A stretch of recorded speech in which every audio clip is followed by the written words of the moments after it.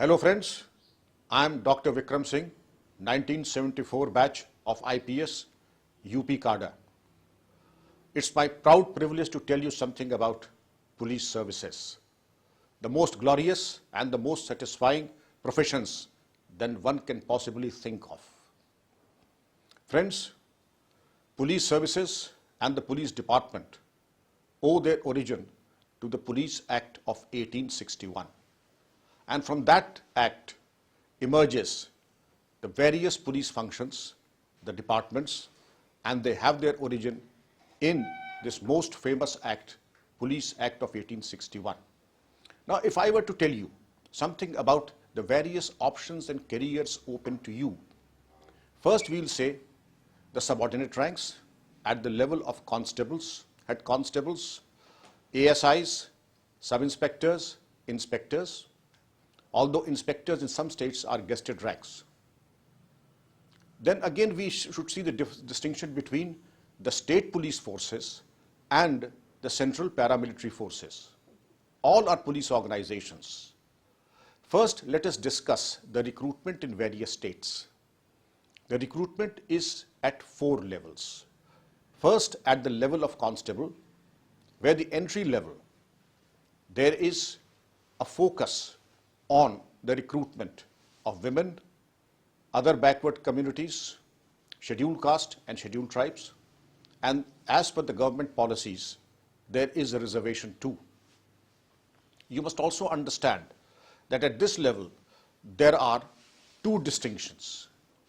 One level stays at the police station, the other level stays in the district armed police reserves or the state armed battalions, which in case of UP would be known as the Provincial Armed Constabulary or the PAC.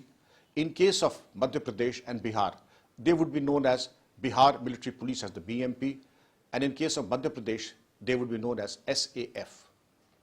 Now, at the recruitment level, the recruitment is common in most states for the level of constables.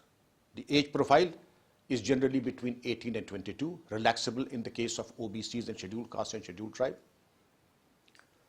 The basic physical standard of height, etc. would also vary from state to state, but by and large, it is for general candidates around 167 centimeters in case of state police forces, but again in case of BSF, a Government of India organization, it is 170 centimeters. In case of women candidates, it's relaxed. Then again, the chest measurements would vary. In case of women candidates, there is no clear-cut demarcation as far as chest measurements are concerned. The educational qualifications, a 10th class degree from a recognized board or 10+2 degree from a recognized board. You are subjected to some very moderately difficult physical exercises and physical tests. So the first test that you would be subjected to would be the physical test, in which you have to qualify, and if you are an average or a slightly above average fit person, you will have no problem. Don't let anyone tell you that it is so difficult that if you're not a commando, you will not be able to make it. No, it's not like that. An average healthy person with some practice has a very fair chance of making it into any police and paramilitary organization. Then after having qualified the physical, there is the written test. After the written test, you are subjected to an interview, followed by a medical test and a personality test too. The sequence may vary in the last 2 cases depending upon the organization, depending upon the state. But by and large, the competition is tough. You must have heard of hundreds and thousands of people applying for many vacancies. But the good news is that the police today has 30% vacancies, and there are going to be mass recruitment in all the states and the paramilitary forces. Don't get carried away by the fact that anybody can help you. The application procedure is online. The recruitment process is transparent, and nobody, repeat, nobody can assist you in making it except your own personal merit and hard work. Therefore, keep away from those who promise to help you in getting through these examinations. Then we come to the next level, that is of sub-inspector. That again is a departmental examination, and some states have this examination by their own state recruitment boards and their public service commissions. In case of paramilitary forces, they are conducted by the organizations themselves, like CRPF would have their own tests, BSF would have their own tests, and also other paramilitary forces conduct their own systems and procedures. But by and large, they are common. But in case of inspectors and deputy SPs, in case of paramilitary forces, they are known as assistant commandants. In case of paramilitary forces, 50% of promotions of inspectors to assistant commandant are internal, 17% by written examination, and the rest 33% by open recruitment, subject to government policy on reservations, etc. Now, what is it that you must prepare for? A good physical condition, do your jogging, do your workouts, please see what you would be tested in. If supposing I were to tell you that in Uttar Pradesh, in case of constable recruitment, there is jogging which is most important. Therefore, learn to jog, and it is not very difficult. 4.7 kilometers in 27 minutes for men and half as much for women.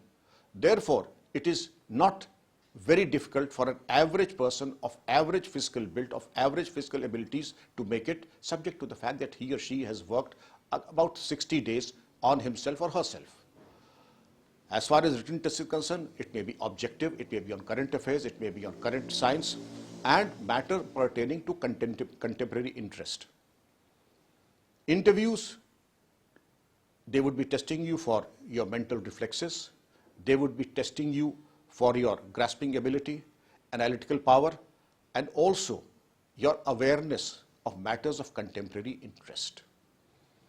Now, do not try to bluff.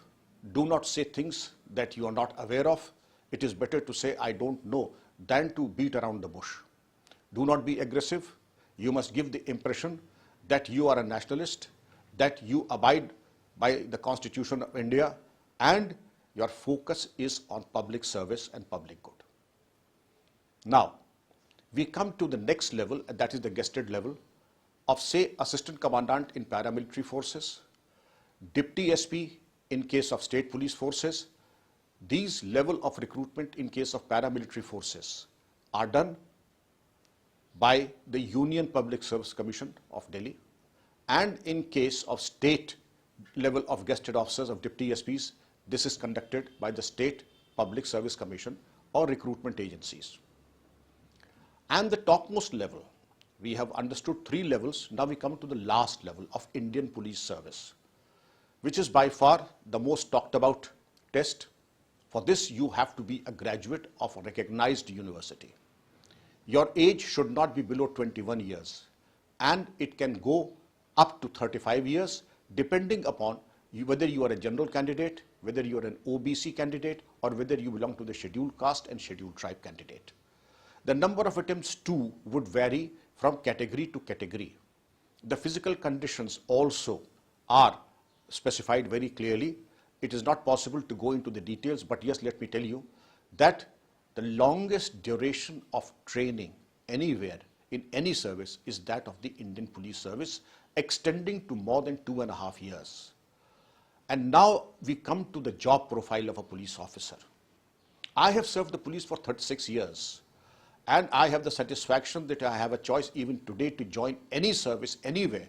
I would join the police department for reasons that this is a platform where you can wipe the tears from the faces of those who are victims of crime and victims of law and order.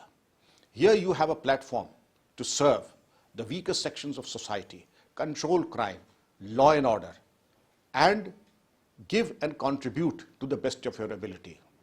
Such a platform, I am not very sure, would be available to any other service or any other cadre.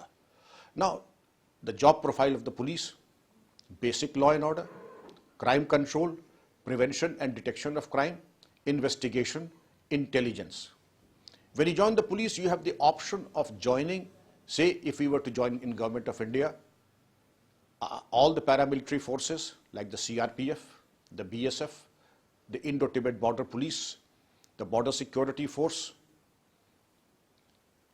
and other forces like the Central Bureau of Investigation, R&AW, the Intelligence Bureau, etc. There is immense possibilities. Let me tell you, here we talk of the fact that constable is the lowest level, but even a constable in the police department is an officer.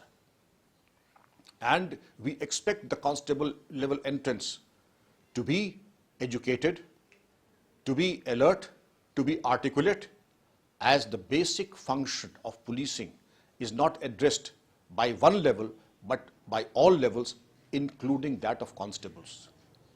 Maybe 40 years ago, constables were those who were not very articulate or literate. But today, a constable is a very important functionary of the police department.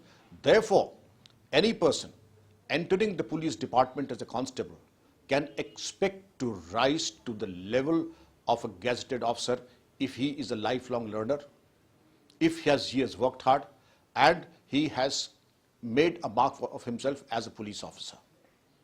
As a sub-inspector, again, you have to be technologically savvy, because there is so much of technological interface in the department today that perhaps a degree that you have now and you would presume that it will serve you for the rest of your life will not work. Again, there will be any number of courses that you have to undergo, any number of arms, ammunition, equipment that you have to handle, including that of the IT as well. Therefore, again, you have to be a lifelong learner. Whatever be the level of entry, we talked of the level of a constable, we talked of the level as an entrant, as a sub-inspector, as an inspector. Then we come to the senior levels of Deputy SP and ASPs in the IPS. Here too, it is expected that you will be putting your best foot forward to upgrade your skills on a day-to-day basis. Why? The equipment used by the police is not obsolete, it is state of the art. You have to be technologically up to the mark to understand the functioning of anti-riot equipment, of IT solutions, as also cyber crime, hacking, cracking, if you are a part of investigation team. Even if you are in the paramilitary forces, these are the basics that would be expected from any police officer today. To be computer illiterate would almost be as bad as being illiterate. Therefore, a sound body, a sound mind, a proactive approach towards your profession, and the zeal and the fire to serve the nation and the society, the platform that is given by the police is unique and not possible in any other service. This is the only department where you have the opportunity of getting awarded by the Honorable President of India and the Prime Minister of India directly, by the Governor of your state directly. There are a few medals that are granted by the Honorable President of India, the Prime Minister of India, the governors of the state directly to police officers. Such a thing is not possible in any other service. And therefore, I would strongly recommend that if public service is your zeal, you have a knack of investigation, you have a flair for working out complicated cases, you have a flair of being proactive in controlling riotous situations. HR is your strong point because you would be reporting to your superior and you would also be handling a team of people. Field work is your passion, then police is your profession. May God bless your path. Thank you very much.